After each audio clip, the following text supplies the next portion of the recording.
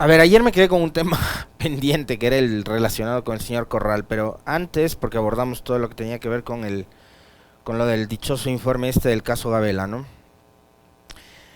Que por cierto ha habido gente que han dicho no politicen, no polemicen tanto, no sé qué, pero en ese evento de presentación del informe estuvo presente hasta un candidato presidencial.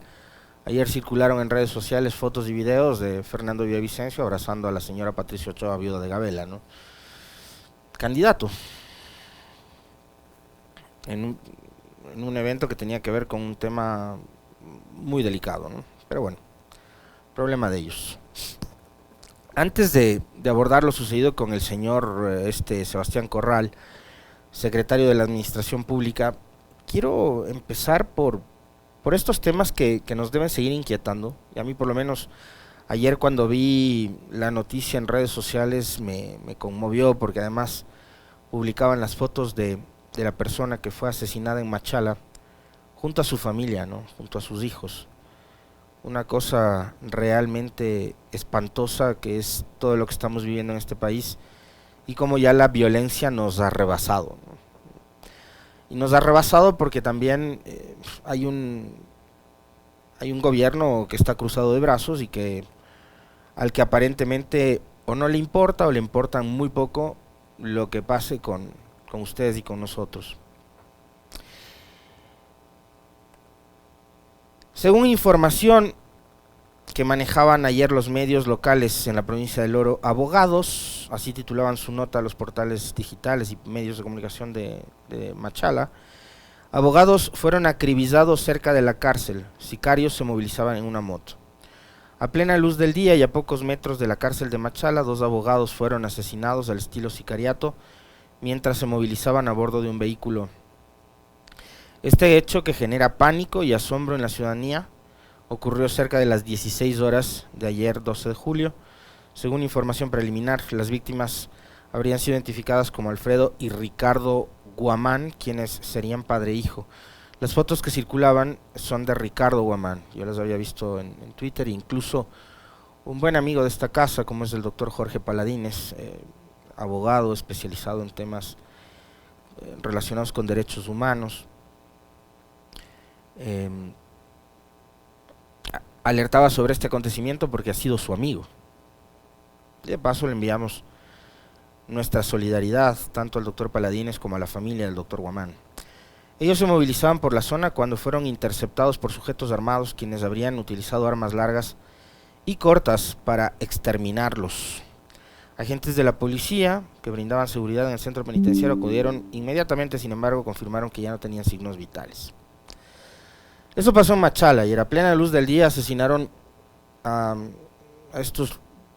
sobre todo a este señor Ricardo Guamán, que ha sido un reconocido abogado de allá, de la provincia del Oro. Y al mismo tiempo, hoy amanecemos con una noticia que tiene que ver con la provincia del Guayas. Alcalde de Daule recibe amenazas desde la penitenciaría.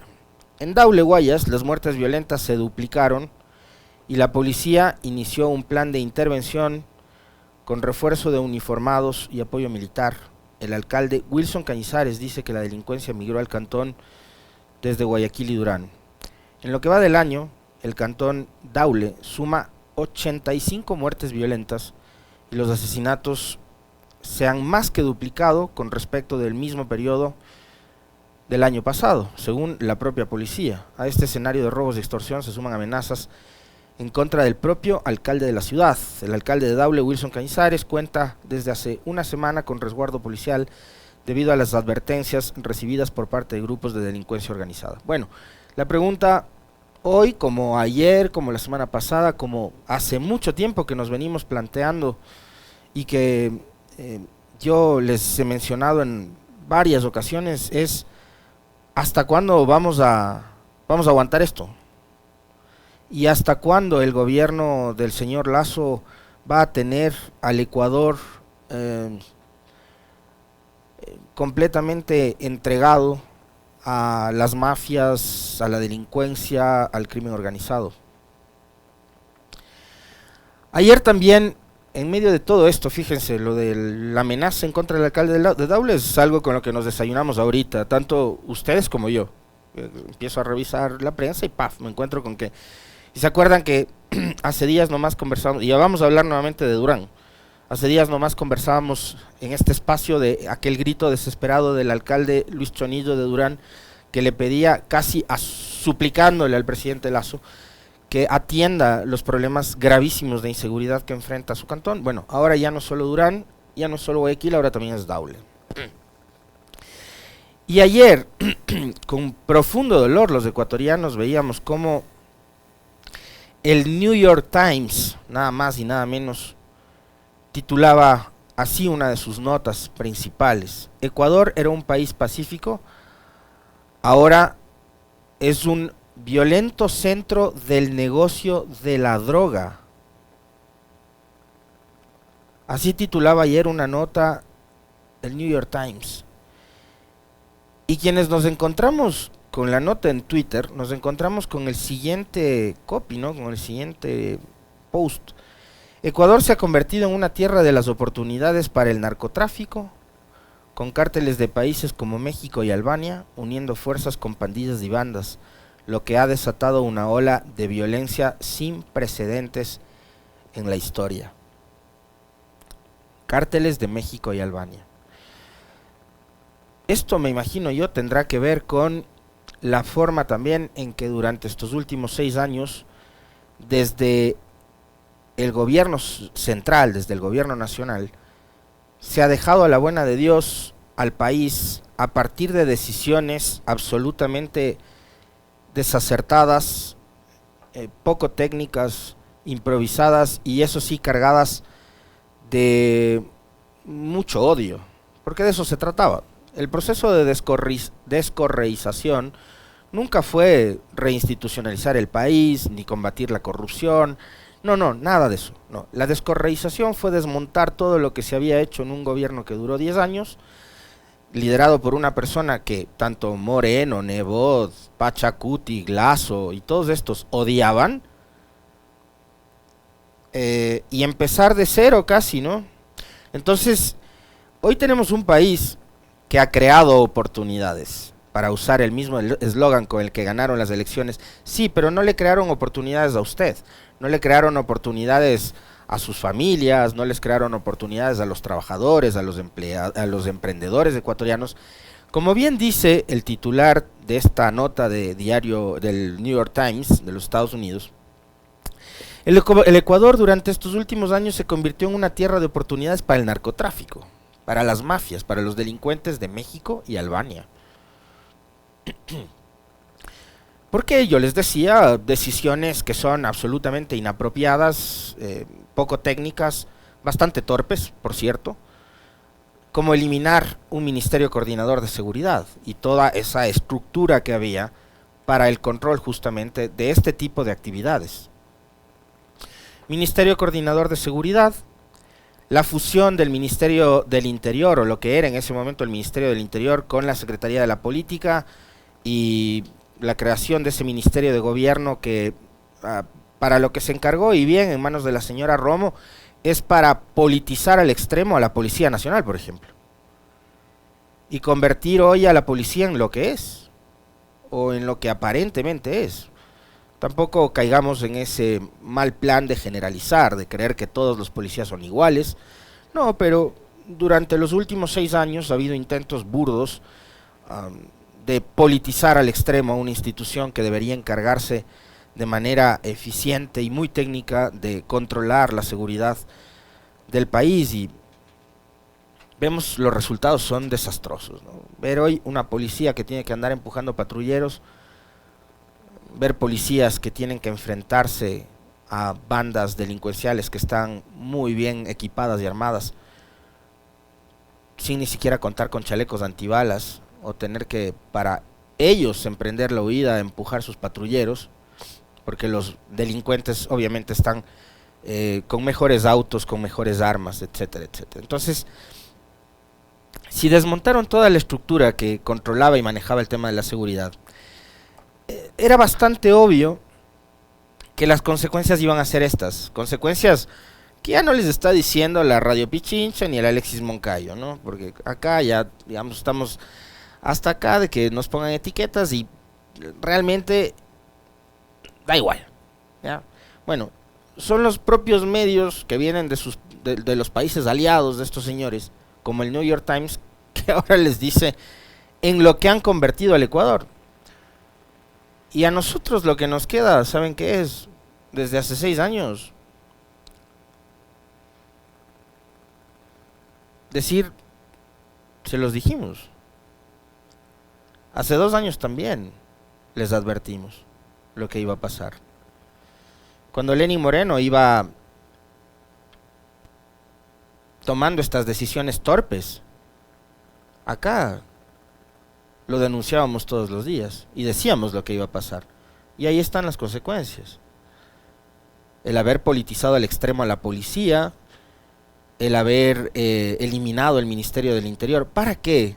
Y se dan cuenta también, ¿para qué? Fusionan lo que era eliminan la coordinación de seguridad, ya. Eliminan también el Ministerio de Justicia, que era el encargado de controlar las cárceles y la rehabilitación social. Ahí están las cárceles, convertidas en lo que hoy son, ¿no? Carnicerías. Eliminan el Ministerio del Interior, lo fusionan con la Secretaría de la Política, le permiten a la señora Romo que maneje a su antojo, y después al señor Carrillo de igual manera, que manejen a su antojo la seguridad y que la politicen, porque fusionaron Secretaría de la Política con Interior, vino el Ministerio de Gobierno y volvieron todo esto un desastre, ¿no? ¿Para qué? Para después terminar nuevamente volviendo a crear un Ministerio del Interior, que es el que hoy está en manos del señor Zapata. Lo eliminaron para que después lo vuelvan a crear. No sé si se dan cuenta, o sea, las estupideces que hicieron y que después dichas estupideces se ratificaba cuando volvían o trataban de volver algo parecido al mismo esquema que había antes, porque se daban cuenta de que la seguridad es un tema fundamental, que no puede estar en manos de un ministerio que tiene múltiples funciones o responsabilidades, como manejar la política, la seguridad, esto y otro, ¿no? Y bueno, ahí están las consecuencias. Esta semana el presidente Lasso se reunió con los alcaldes de Guayaquil y de Durán, con Aquiles Álvarez y con Luis Chonillo. El atentado contra el alcalde de Durán fue el 15 de mayo pasado. No sé si tienes ahí la imagen de la cita para que la pongan. Esto corresponde a hace 2 días atrás, ¿no? Ahí está, alcalde Luis Chonillo: confirmo el compromiso de mi gobierno por apoyar acciones de seguridad como el fortalecimiento de la fuerza pública e inversión en equipamiento. También mi compromiso y de las distintas carteras de Estado está en remediar el acceso de los ciudadanos a obras en la ciudad, especialmente en acceso a agua potable. Hemos tenido que esperar 2 años y un poco más para que el señor Lasso visite Durán. Y el señor Chonillo ha tenido que esperar 2 meses desde aquel atentado del 15 de mayo en que casi le quitan la vida y mataron a 3 personas de su comitiva, para que el presidente Lasso lo visite. 2 meses después del atentado, el presidente Lasso se ha dado la molestia de reunirse con el alcalde de Durán para decirle además que ahora que ya está de salida, va a hacer todo lo posible para dar y dotar de obras a Durán y de seguridad, sobre todo de seguridad, ojalá así sea. Y en esta misma semana el señor Lasso se reunió con Aquiles Álvarez, que además, alcalde de Guayaquil, que además ha sido la gran polémica para algunos medios de comunicación y periodistas, ¿no? De que el presidente de la República se reúna con un alcalde de la Revolución Ciudadana. Un presidente de la República está en la obligación de atender las necesidades de los ciudadanos de la ciudad que sea o de la provincia que sea, indistintamente de la bandera política con la que haya ganado el alcalde, alcaldesa o el prefecto o prefecto. Para quienes hoy se sorprenden de que el señor Lasso se haya sentado, se haya reunido con Aquiles Álvarez en Guayaquil. Si pueden poner esa foto, también pónganla para que vean, ¿no? Quienes no lo han visto. Durante el caso del aluvión en la Gasca, acá en Quito, cuando teníamos un municipio ausente a manos del señor Guarderas, la prefectura de Pichincha lideró los trabajos de limpieza y de reparación del sector de la Gasca, que ustedes saben bien cuáles fueron las consecuencias, ¿no? Casi una treintena de personas fallecidas, muchos predios, viviendas, locales comerciales, negocios, etcétera, afectados. Y fue una tragedia que enlutó a Quito. Y la prefectura de Pichincha se puso al frente. Además, en comparación con el municipio de Quito, con los pocos recursos que se tiene, maquinaria, personal y demás, pero ahí estaba todo el mundo con pala en mano y con maquinaria, etcétera, etcétera, ayudando a la gente. Obviamente a la cabeza estaba la señora Paola Pavón, la prefecta. Y en ese momento Guillermo Lasso se sentó con Paola Pavón en la mesa del COE para tratar de solucionar el conflicto y el problema que se había generado por el tema del aluvión. A nadie debería sorprenderles. No sé por qué les sorprende que el señor Lasso se reúna ya sea con Aquiles Álvarez. Más adelante tendrá que reunirse con Pavel Muñoz, qué sé yo, ya se vienen las festividades de agosto, por ejemplo. Tendrá que sentarse y conversar con Pavel Muñoz y tendrá que conversar como muchas veces lo ha hecho con el prefecto de Manabí, por ejemplo, cuando pasó lo de la tragedia en Chone y las inundaciones, y así por el estilo.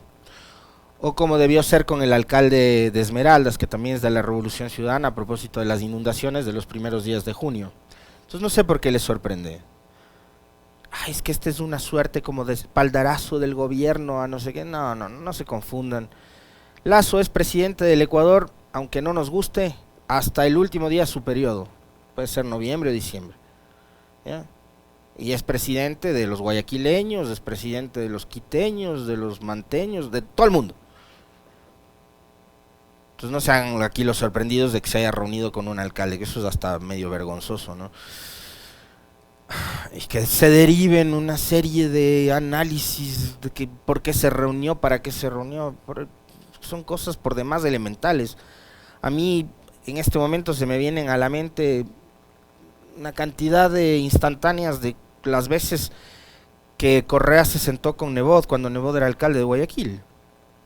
Y eso no comprometía ningún apoyo de carácter político, pero el uno era presidente de la República y el otro era alcalde de las ciudades más importantes de este país.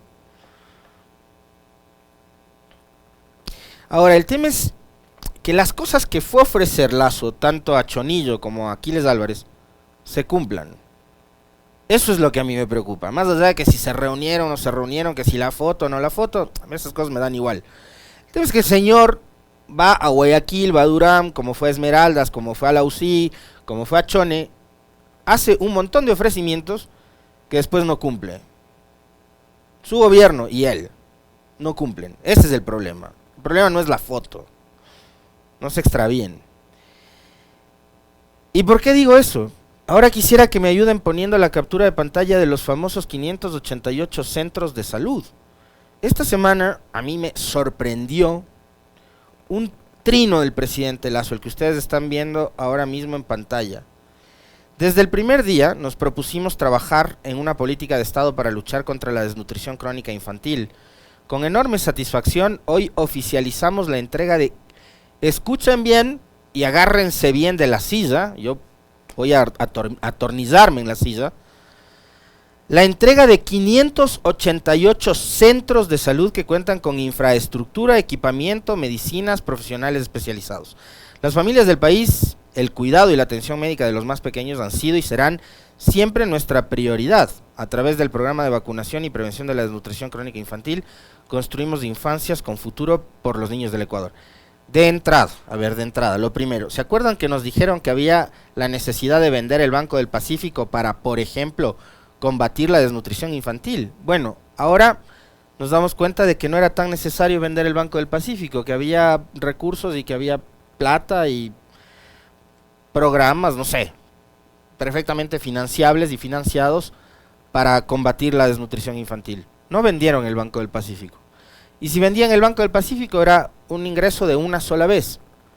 ¿Qué iban a hacer para en el futuro combatir la desnutrición infantil? Eso lo discutimos y lo conversamos con ustedes en aquella vez, ¿no es cierto? Entonces no fue necesario vender el Banco del Pacífico para combatir la desnutrición infantil. Parecía que lo único que se necesitaba era voluntad política y decisión. Aparentemente hubo la decisión, ¿ya? Por lo menos por lo que dice el tweet. Ahora, ¿en dónde encuentro yo que hay una suerte como de pequeña mentirilla y de imprecisión y de venta de humo? Es en la parte en la que dice, hoy oficializamos la entrega de 588 centros de salud. El número, 580, o sea, ¿saben lo que son 588 centros de salud? En 10 años Correa, ¿cuántos habrá hecho? En 10 años. ¿Ustedes creen que en 2 años, con la bajísima ejecución presupuestaria que ha exhibido el gobierno de Lasso en estos 2 años, se pudo haber alcanzado un objetivo de tal magnitud? 588 centros de salud. A mí me falla mucho la vista, pero ciego, completamente ciego, no soy. Y 588 centros de salud, tanto ustedes como yo, en algún momento hubiésemos visto. La pregunta es, ¿en dónde están esos 588 centros? ¿Cómo se los hizo? Y si se los hizo, ¿por qué no nos los muestran? Pónganlos en el Twitter, en el Instagram, en el TikTok del presidente Lasso. Imágenes de los 588 centros y que nos digan en dónde están. Porque yo por lo menos, créanme, sinceramente se los digo, no los he visto. 588 centros. ¿Se pueden construir 588 centros de salud en 2 años? Insisto una vez más, con la bajísima ejecución presupuestaria de este gobierno. Es impresionante la forma en la que se burlan de todos nosotros. O sea, cada día, además, con este tipo de cosas, yo ratifico mi teoría, ¿no? De que ellos están convencidos de que ustedes y nosotros somos unos completos idiotas, ¿ya? Y que nos comemos el cuento con estas cosas. Es impresionante. Bueno, cerramos este espacio de opinión comentando algo que sucedió durante esta semana. Una nota de Diario Expreso titula con una nota de sus publicaciones de estos días, citando una frase de Sebastián Corral, secretario de la administración de Lasso, y uno de los hombres de confianza y mano derecha de Lasso. No tengo nada que decir de Zapata, esto es off the record. Si ustedes ven ahí el titular o la cita, no pasa nada, ¿no? El problema es que el momento en que él dice esto,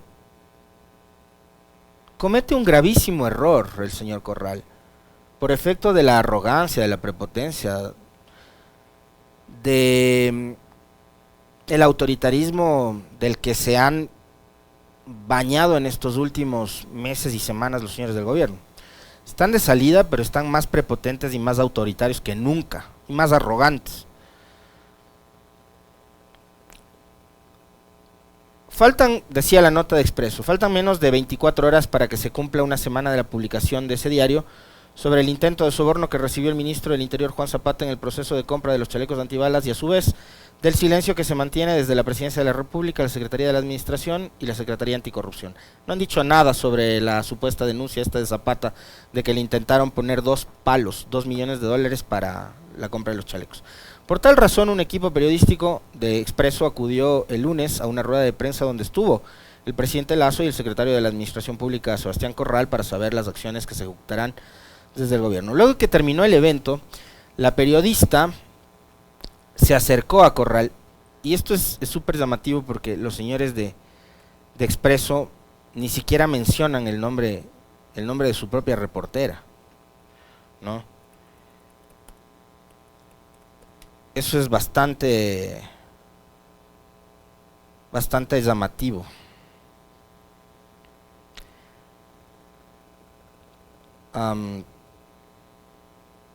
¿Qué más dice la nota de, perdón, que se me acaba de perder el texto de la nota esta del Expreso? Bueno, la cosa es que Corral,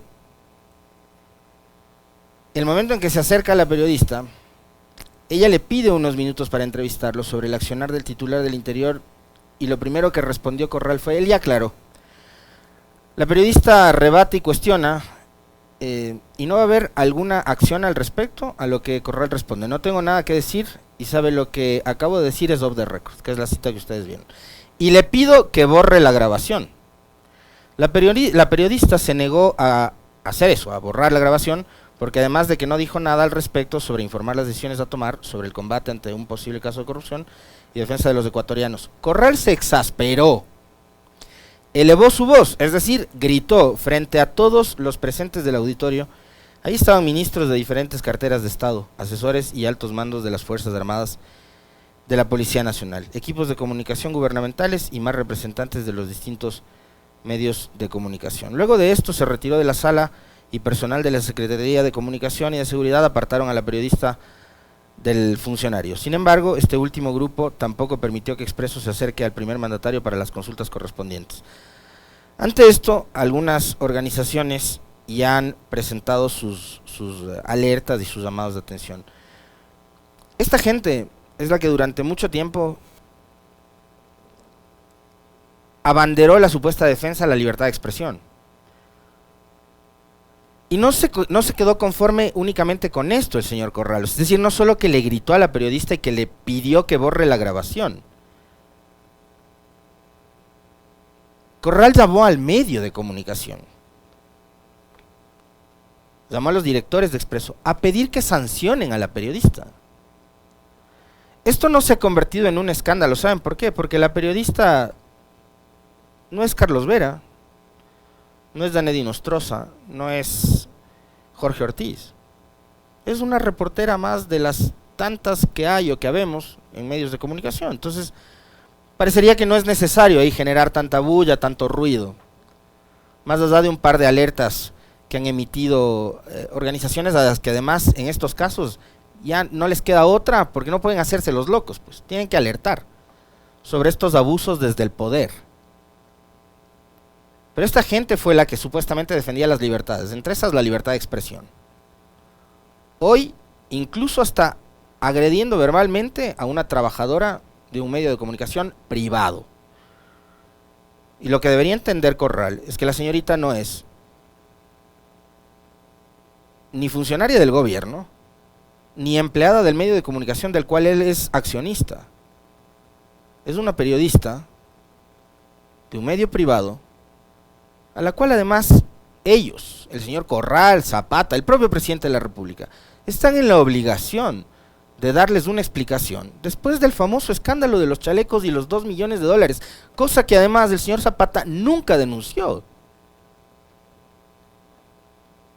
Pero una vez más, este tipo de hechos y de comportamientos lo que reflejan es la enorme hipocresía que hay y la doble moral alrededor y en torno a causas como la famosa defensa de las libertades. Antes eran ellos, ¿no?, los defensores de las libertades, ahora son ellos los que amenazan a esas libertades. El problema es que todavía cuentan con el apoyo de muchos de esos medios de comunicación que ante este tipo de cosas ahora prefieren quedarse callados y no decir una sola palabra de lo sucedido. Esto debería convertirse en un escándalo, pero no ha sido así.